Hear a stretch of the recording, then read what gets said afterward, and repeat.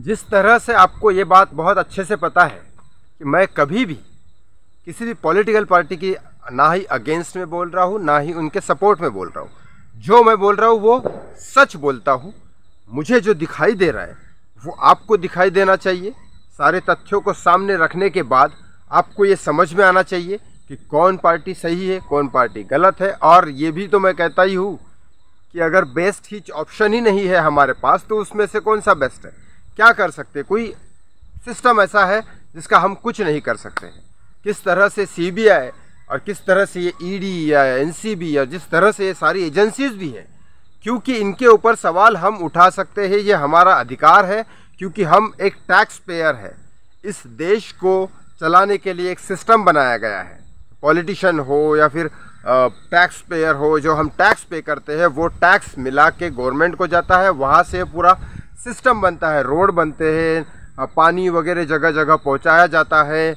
बहुत सारी सिस्टमेटिक चीज़ें होती है। पुलिस स्टेशन होता है ताकि किसी के ऊपर अन्याय ना हो। वहाँ से नहीं तो कोर्ट होता है, इंसाफ होता है, ट्रैफिक वाले होते हैं। हर जगह का डिपार्टमेंट है। हर उस ऑफिसर को पैसे पेमेंट करते हैं, सैलरी प्रोवाइड होती है। इतने सारे एसी वेसी जितने भी ऑफिस में हैं और इतने सारे प्रॉपर्टीज़ वगैरह सब चलते हैं अपने एक सिस्टम के हिसाब से। क्योंकि आप टैक्स पे करते हैं, मैं टैक्स पे करता हूँ, सारे लोग टैक्स पे करते हैं। और सिर्फ टैक्स पे नहीं करते, टैक्स पे के साथ हर एक उस चीज़ पे टैक्स पे करते हैं जो बेसिकली नहीं होनी चाहिए। आज खाने के ऊपर SGST ये अलग अलग चीज़ें लगाते हैं, 18% टैक्स। फिर उसके बाद हर एक चीज़ के ऊपर टैक्स। फिर अगर आप एक छोटा सा साबुन भी खरीदते हो उसके ऊपर अलग से टैक्स। फिर आप वैसे ही इनकम टैक्स पे करते हो। और इनकम टैक्स पे करने के बाद भी आप हर एक चीज़ जब खरीदते हो, आप कब गाड़ी खरीदते हो तो रोड टैक्स 15 साल के लिए पे कर देते हो। और उसके बाद भी हर जगह पे टोल नाका भी पे करते हो, फूड टैक्स अलग से लगाते हो। हर एक चीज़ का टैक्स आप जब अलग से देते हो तो भी आपको अगर सिस्टमेटिकली सही ना मिले तो मुझे ऐसा लगता है कि टैक्स में हर इंसान को ये अलग सिस्टम बना देना चाहिए कि आज मुझे इस पुलिस स्टेशन से मदद नहीं मिली तो अगर मैं एक एग्ज़ाम्पल, अगर मैं 100 रुपये टैक्स पे करता हूँ तो उसमें से 10 रुपये मैं सिक्योरिटी के लिए अपने पुलिस प्रोटेक्शन के हिसाब से करता हूँ ताकि मेरे ऊपर कुछ गलत हो तो पुलिस इंस्पेक्टर मेरी सहायता करे। लेकिन अगर वो नहीं कर रहा है तो मैं इस साल 90 रुपये टैक्स दूंगा क्योंकि ये FIR पुलिस ने मेरी नहीं ली। ये जिस दिन होगा, ओ माय गॉड बना सकते हो आप, भगवान के धार्मिक इस पे पिक्चरें बना सकते हो, बोल सकते हो कि भगवान शिव को दूध ना चढ़ा के गरीब को दो। तो फिर इस सिस्टम पे क्यों नहीं बना सकते हो पिक्चर बन सकती है, लेकिन ये पिक्चर रिलीज़ नहीं होने देंगे। इसी वीडियो में आपको मैं बताऊंगा कि CBI क्या कर रही है। CBI को जो करना चाहिए सुशांत सिंह राजपूत के केस में, लेकिन नहीं, बाकी दूसरे केसेस में नहीं।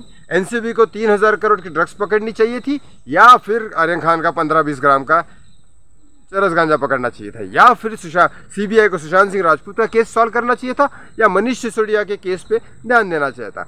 इस वीडियो में आपको बताऊंगा कि मनीष सिसोदिया का क्या हुआ। हाथ जोड़ के प्लीज़ रिक्वेस्ट है, सब्सक्राइब कर लीजिए चैनल। इस वीडियो को लाइक और शेयर ज़रूर करना क्योंकि बहुत ज़्यादा चर्चा चल रही थी मनीष सिसोदिया की। आम आदमी पार्टी के केजरीवाल CM दिल्ली के हैं, उनके डिप्यूटी CM है मनीष सिसोदिया। मनीष सिसोदिया के घर में रेड हुई CBI की। ये कब रेड हुई? जब उन्होंने एक शिक्षा का प्लान बनाया गया था और अमेरिका ने उन्होंने अपने पेपर में छापा था। और जैसे ही ये छापा गया था, शराब के ऊपर कोई तो भी एग्जेक्शन लगा के, एलिगेशन है या सच्चाई है, CBI का काम है, राइट। लेकिन CBI ने ऐसे इंसान के ऊपर उस टाइम लगाया जिस टाइम उनका शिक्षा प्लान अमेरिका ने अपने इसमें छापा। अच्छा प्लान है करके अमेरिका, जिसमें एजुकेशन काफ़ी अच्छे से समझा जाता है। फिर भी वहाँ के लोग, अमेरिका के लोग उतने टैलेंटेड नहीं हैं, लेकिन इंडिया के जो लोग इतने टैलेंटेड है, यहाँ जाके वहाँ पे जाके फेसबुक बना देता है। और अगर उसी देश में, अगर हमारे देश में उसको सारी रिस्पेक्ट मिलती, इज्जत मिलती, पैसा मिलता, तो वो यहाँ पे फेसबुक बनाता। तो सोचो इंडियन इकोनॉमी में कितना फ़र्क पड़ता। लेकिन यहाँ टैलेंटेड आदमी रहना ही नहीं चाहता क्योंकि यहाँ पता नहीं जिस दिन वो पैसा कमाएगा उसको पता नहीं इसका टैक्स, उसका टैक्स, अंडरवर्ल्ड को टैक्स, इसका टैक्स, गवर्नमेंट को अलग से देना पड़ता होगा, पॉलिटिशियन के जब इलेक्शन आते होंगे तब फंडिंग करना पड़ता होगा। साला जीना मुश्किल है यहाँ पे। या तो यहाँ पे कॉमन आदमी जिए, या गरीब आदमी जिए, या तो फिर उनका सगे संबंधी वाला जिए। और तो अपने खुद के दम पे खड़ा रहने वाला तो जी ही नहीं सकता। वो पॉलिटिक्स से क्या देश में कोई नहीं रह सकता है। सुशांत सिंह राजपूत का इतना बड़ा एग्जाम्पल है। क्या बॉलीवुड के ऊपर पकड़ नहीं रखनी चाहिए थी गवर्नमेंट को? लेकिन नहीं रखी है। बिंदास आज़ाद घूम रहा था बॉलीवुड, अपने नंगा नाच कर रहा था और चल रहा था, उसके हिसाब से ही तो यह हुआ। चलो देखते अभी क्या हुआ है इसके बाद मैं बताता हूँ। मनीष सिसोदिया के घर पे रेड हुई, वहाँ तो कुछ मिला नहीं। अब वसुंधरा में पंजाब नेशनल बैंक में अकाउंट है मनीष सिसोदिया का, वहाँ पे भी पुलिस गई और वहाँ के लॉकर में उन्होंने चेक किया। Vasundhara bank, Punjab national bank में वसुंधरा में गाजियाबाद में, तो वहाँ पे उन्होंने रेड किया।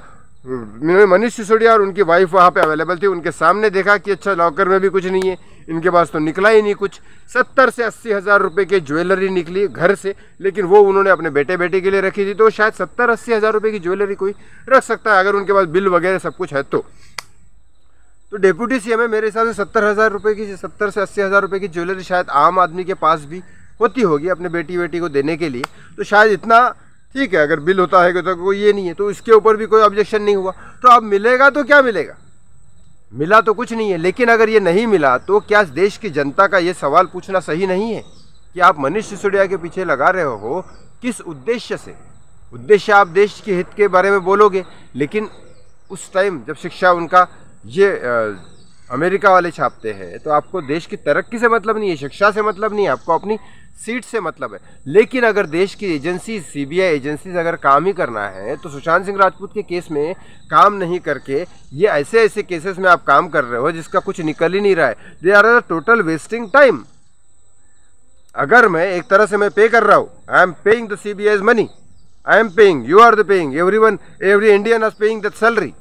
सीबीआई वाले सैलरी जो करते हैं वो आपके और मेरे टैक्स से आती है ना, तो हमें पूछने का हक है कि नहीं? आज अगर मैं किसी इवेंट में जाता हूँ और मेरे डांसर्स वहाँ जाते हैं और वो टाइम पास करते हैं काम करने की जगह, तो मैं उनको डांटूंगा ना, मेरा हक है कि नहीं है? मैं उनको बोलूँगा भाई तुमको काम करना है ना, यहाँ पे चलो रिहर्सल करो, टेक्निकल करो, शो करो, रात को कॉस्ट्यूम वॉस्ट्यूम चेक करो और शो करो। क्लाइंट ने पैसे दिए तो वो करना पड़ेगा ना फुलफिल, और मेरा हक है ना डांसर के ऊपर, मैं पे कर रहा हूँ उनको, तो ऑफकोर्स मेरे काम निकालना भी आना चाहिए।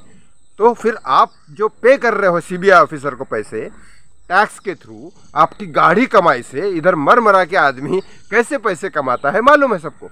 तो उसमें अगर आपको सर्विस नहीं मिल रही तो आप पे क्यों कर रहे हो? फिर सर्विस मिल रही है क्या? पानी मिल रहा है क्या सबको बराबर? रोड रास्ते मिल रहे हैं क्या सबको बराबर?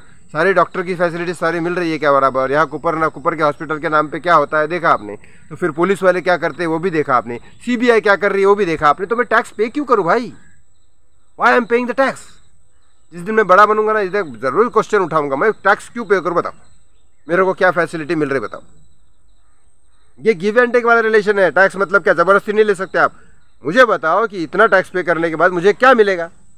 प्रधानमंत्री मेरे को लिखना चाहिए, या तो इकोनॉमिकल मिनिस्टर जो भी होगा उसमें लिखना चाहिए कि हाँ इतना तुम टैक्स पे करते हो, तुम्हें ये सारी चीज़ें फैसिलिटी मिलेगी बराबर। तो वो फैसिलिटी नहीं मिलेगी तो मैं टैक्स कम दूंगा।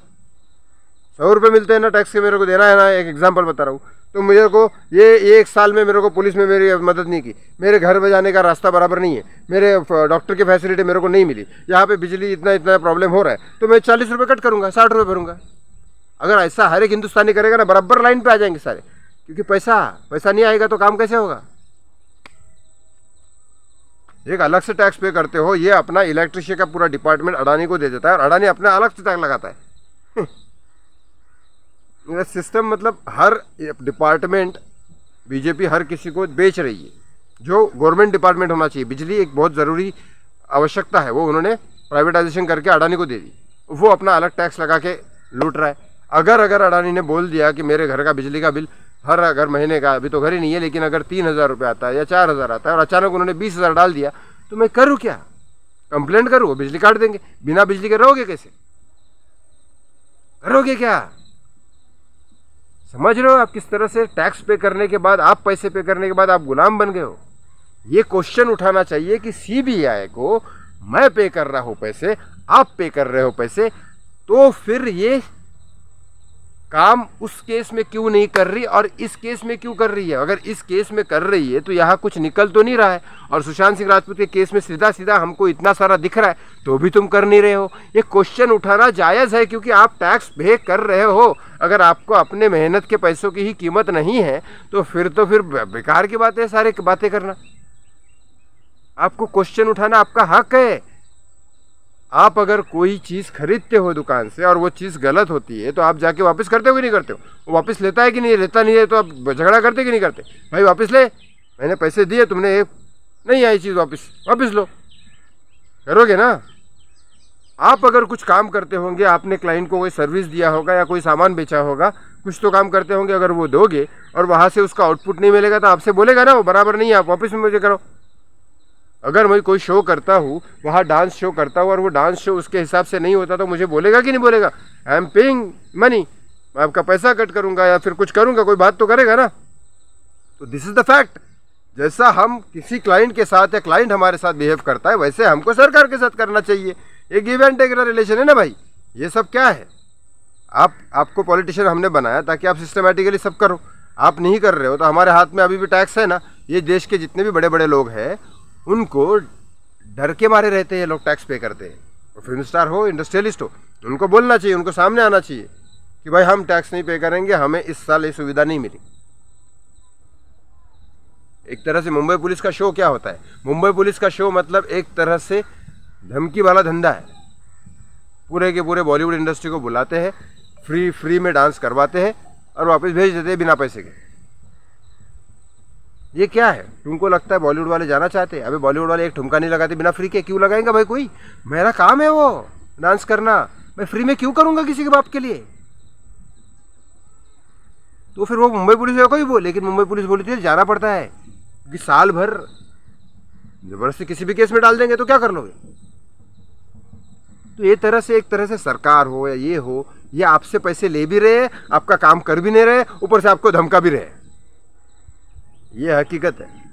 इसीलिए देश का कोई भी सक्सेसफुल आदमी जैसे उसको लगता है कि मैं कुछ बन सकता हूँ, वो फट से इंडिया छोड़ के भाग जाता है और वहाँ के देश को तरक्की देता है। फेसबुक बनाने वाला इंडियन, जितने भी अच्छे अच्छे प्रोडक्ट वो जो भी बनाए ना उन लोगों ने, वो इंडियन है। क्योंकि हिंदू शास्त्र के हिसाब से यहाँ का वातावरण और इस तरह से लोग इस धरती पे पैदा हुए कि उनको दिमाग, फिजिक, बहुत सारा सब कुछ अच्छा है। क्यों कृष्ण पैदा नहीं हुए कहीं और, इधर क्यों पैदा हुए? नेचुरली ये सब बहुत अच्छा लगता है। वृंदावन यहाँ, मथुरा यहाँ, सारी चीज़ें तो यहाँ है, केदारनाथ यहाँ, सब यहाँ।